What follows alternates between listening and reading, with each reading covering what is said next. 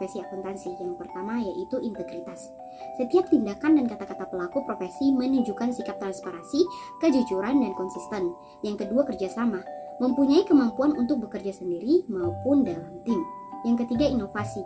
Pelaku profesi mampu memberikan nilai tambah pada pelanggan dan proses kerja dengan metode baru. Yang keempat, simplitas. Pelaku profesi mampu memberikan solusi pada setiap masalah yang timbul dan masalah yang kompleks menjadi lebih sederhana. Selanjutnya, lingkungan etika profesi akuntansi. Apresiasi terhadap berlangsungnya arus perubahan dalam lingkungan etika untuk bisnis merupakan hal yang penting untuk memahami suatu informasi tentang bagaimana akuntan profesional harus menafsirkan kode profesi mereka sebagai karyawan perusahaan. Akuntan profesional harus memastikan nilai-nilai etika mereka saat ini dan mereka siap untuk bertindak mematuhi nilai etika tersebut serta mengkredibilitas profesi akuntan. Baiklah, di sini saya akan melanjutkan materi tentang perilaku etika profesi akuntansi dan contohnya. Yang pertama, tanggung jawab. Dalam menjalankan tanggung jawabnya, seorang akuntan harus senantiasa berpijak pada pertimbangan moral dan profesionalitas. Di setiap kegiatan atau aktivitas yang dilakukan, seorang akuntan sekurang-kurangnya harus peka terhadap klien. Dengan tanggung jawab penuh, semua laporan tersaji sesuai dengan kebutuhan. Yang kedua, integritas. Demi menjaga kepercayaan publik, seorang akuntan haruslah mempunyai integritas yang tinggi. Dengan integritas ini, seseorang akan senantiasa memberikan pelayanan dengan jujur tanpa ada unsur keuntungan pribadi.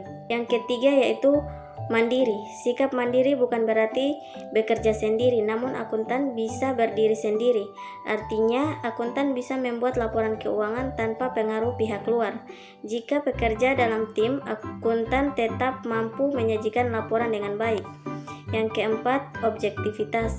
Seluruh akuntan harus bertanggung jawab terhadap pekerjaannya untuk mencegah hal-hal yang tak diinginkan. Akuntan harus bersikap objektif dalam artian mereka harus bebas dari berbagai benturan kepentingan yang berhubungan dengan kebijakan profesionalnya. Yang kelima, rahasia. Mengingat akuntan adalah profesi yang berhubungan langsung dengan data keuangan, mereka juga harus mampu memegang prinsip kerahasiaan. Dalam artian, tidak boleh mengungkapkan informasi pada pihak manapun, terlebih jika tanpa persetujuan atau tanpa wewenang secara spesifik, kecuali jika memang harus mengungkapkannya karena kewajiban hukum atau tanggung jawab profesional. Yang keenam, standar teknis. Ikatan Akuntan Indonesia atau IAI dan International Federation of Accounting telah mengatur standar teknis dalam penyajian laporan keuangan. Para akuntan wajib bekerja sesuai standar yang sudah ditetapkan. Ini bukan hanya memenuhi kebutuhan klien, tapi juga untuk meningkatkan kepercayaan publik. Yang ketujuh, kepentingan publik.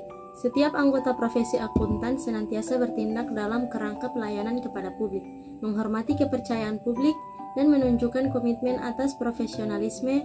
Salah satu cirinya adalah penerimaan tanggung jawab kepada publik. Yang kedelapan, kompetensi. Apapun profesinya, seseorang tentu dituntut untuk kompeten atau ahli. Begitu pula dengan akuntan yang harus kompetensi mengolah transaksi keuangan. Dalam bekerja, akuntan harus hati-hati dalam menghitung dan menyajikan data. Ini untuk mencegah mereka terjebak pada fraud atau penipuan. Kepedulian pelaku bisnis terhadap profesi akuntansi. Para pebisnis diharapkan menerapkan etika profesi akuntan dalam menjalankan usahanya. Dengan adanya etika profesi akuntan yang baik dan benar terhadap usaha, maka akan memberikan suatu nilai positif untuk perusahaannya agar disenangi dan mudah untuk berdistribusi kepada siapapun. Hal ini sangatlah penting demi meningkatkan ataupun melindungi reputasi perusahaan tersebut sehingga bisnis yang dijalankan dapat berjalan dengan baik.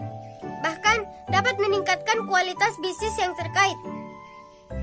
Dalam menciptakan etika bisnis, kita juga harus memperbaiki hubungan-hubungan yang terkait terhadap bisnis kita. Dan yang terakhir ada etika profesi akuntansi dalam peranan dengan akuntan. Seorang akuntan dalam melaksanakan tanggung jawabnya sebagai profesional harus senantiasa menggunakan pertimbangan moral dan profesional terhadap semua kegiatan yang melaksanakan. Anggota memiliki tanggung jawab kepada pemakai jasa, mereka dan bertanggung jawab untuk bekerja sama dengan sesama anggota demi mengembangkan profesi akuntansi serta memelihara kepercayaan kepada masyarakat. Baiklah, selanjutnya kita akan membahas contoh kasus. Dalam kasus rekayasa laporan keuangan PT Dutasari Citra Laras, Direktur Utama PT Dutasari Citra Laras Mahfud Suroso disebutkan telah merekayasa audit laporan keuangan perusahaan yang dipimpinnya. Dalam rekayasa tersebut, proses audit yang dilakukan oleh auditor sengaja dibuat untuk merugi sebesar 40 miliar.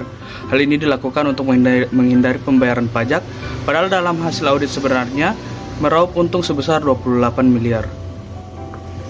Setelahnya, audit keuangan PT Dutasari Citra Laras menemukan kerugian proyek mekanikal elektrik pada pembangunan lanjutan pusat pendidikan, pelatihan, dan sekolah olahraga nasional P3 Zon Hambalang Bogor sebesar 40 miliar rupiah, termasuk dana proyek mekanikal elektronik untuk pekerjaan P3 Zon.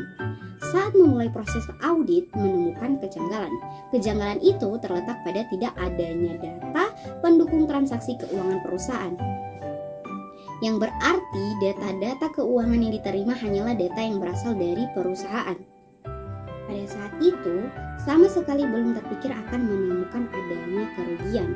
Namun setelah diperiksa KPK, data itu menyebutkan ada pemasukan dana ke perusahaan sebesar 28 miliar rupiah.